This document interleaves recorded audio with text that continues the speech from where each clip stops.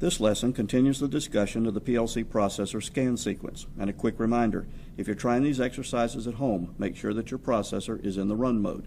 This is where we left off with our last lesson. We had set up these two little arrows to transfer information between the processor and the input and the output modules. But we also said that many people have misconceptions about those transfers because they think that the transfers take place instantly. Let's take a slow motion look at this important idea. First, notice that switch A is open in the field, so we have no current flowing in the circuit. The bit box for switch A contains a 0. No surprises here. Now let's go back to switch A and turn it on. So now we do have current flowing in the input circuit. And when we look at the bit box for switch A, we expect to see a 1. But that's not happening yet. Remember that we're looking at this in slow motion, so milliseconds count. Now let's move over to the output side of the system and see what's going on over there. Here's the bit box for lamp E, and the bit contains a 0. And the contacts in the output module are open, and lamp E in the field is off, just like we expected. Now let's go back to the bit again and manually put a 1 in the box. Now we expect to see the contacts close and the lamp to come on, but as you probably guessed, there's a lesson to learn about the output side of things too. Now things like this wouldn't happen in a perfect world, and they don't happen in many beginner level PLC classes either. That's because some instructors don't even mention this type of stuff, even though it's critical to fully understanding PLCs. Let's make sure that we recognize the problem. Notice that the switch is closed in the field and electrical current is flowing, but the bit contains a 0 instead of a 1. And understanding that discrepancy could be critical in certain beyond beginner troubleshooting situations. The output bit contains a 1, which should turn the output in the field on, but the output in the field is still off. So we have another discrepancy that could be important once you leave the beginner level behind. And with the boot camp approach, that's usually less than an hour into the course. The trick is that there's nothing really wrong here at all. The PLC processor just needs a few milliseconds to catch up with reality.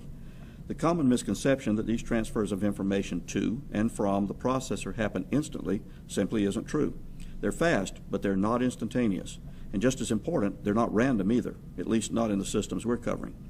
Okay, let's nail this all down, starting with the input side.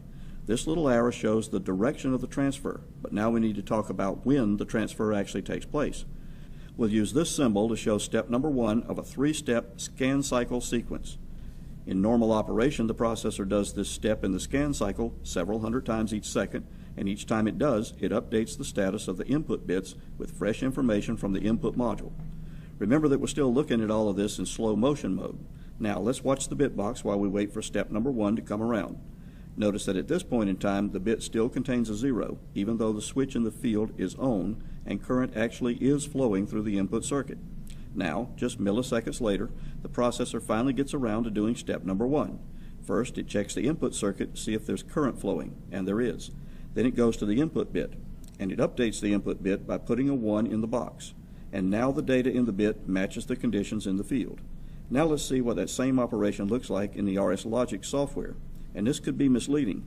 When you flip switch A on and off, the bit changes from a 1 to a 0 so fast that it certainly does look like the transfer happens instantly. But it doesn't. That's a misconception. Actually, the transfer happens only once per scan cycle, precisely on step number 1. And now for the output side. Next, we need to talk about when the transfer shown by this little arrow takes place. Here's the step in the scan cycle that takes care of the transfer, and notice that it's step number 3. Not step number 2 the way you might have guessed. The processor does this step several hundred times a second too, and each time it does, it sends the status of the output bits over to the module. Suppose that we stay in slow motion mode and just watch the contacts for a few milliseconds. Nothing changes at all until the processor suddenly comes around to do step number 3. The processor checks the status of the bit box and sees a 1.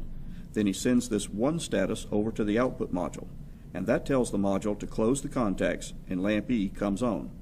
And if we try to look at that sequence in the RS Logic software, once again we find that the transfer of information from the bit to the output device takes place so fast that we can't see the step-by-step action at all.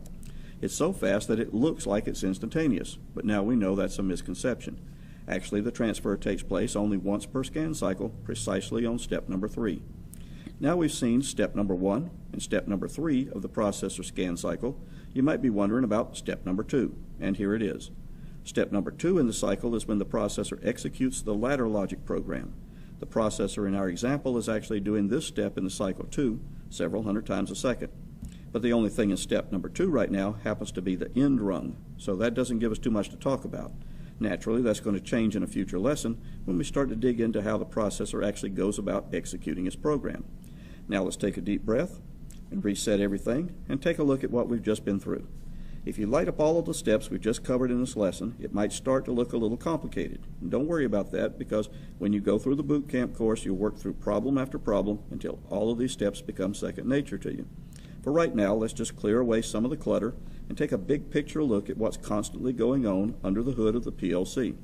If you connect the dots, you can actually get a pretty good idea of how the processor goes about his step number 1, step number 2, step number 3 business of controlling the system. And actually, there's one more step to the cycle that we haven't mentioned. It's usually called the processor's housekeeping step. There's not much to it that concerns us right now, so we'll save that lesson for another day.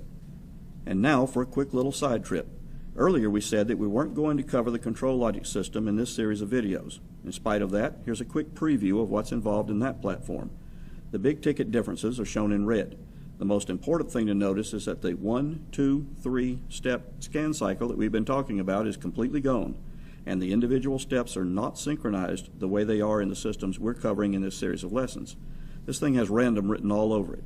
Anyway, if you need control logic skills, we have 5-day boot camp classes available for that platform too. So here are the 3 steps that we're concerned with right now. And in the RS Logic software, even though you can't see the behind-the-scenes action taking place, the processor is constantly doing that step number 1, step number 2, step number 3, scan cycle sequence that we've been covering. The current yes or current no status of the input circuit is being transferred from the input module to the bit box in the processor. That transfer happens each time the processor does step number 1 of the cycle and updates the input bits. Then the processor runs over and executes the ladder logic program. Of course, at this stage of our lessons, all the processor has to do is execute the end rung, but that still qualifies as step number 2 in the cycle. Next, the processor sends the 1 or 0 status of the output bit boxes over to the output module, and so to the output devices in the field, and that takes care of step number 3. This is what you see on the screen, and this is what the PLC is doing several hundred times a second in the background, even though there are no inputs and no outputs in the processor's ladder logic program yet. Worst of all, since you can't see these behind-the-scenes operations taking place, it's easy to underestimate their effect on the PLC's operation. Even technicians with years of experience can fall into this trap. Many other PLC training companies explain the PLC's input and output signals this way. Notice that it completely bypasses the bits and the timing issues that we've just covered. Even so, this watered-down approach is sometimes good enough, just as long as you stick with simple beginner-level problems. Now compare this to the level of detail that we build into each of our boot camp classes. The truth is that there are many real-world problems that you simply cannot understand or troubleshoot without dealing with the scan cycle and with its timing issues. We've already shown you one example back in lesson number 1 of this video series. And now we're ready for our next lesson.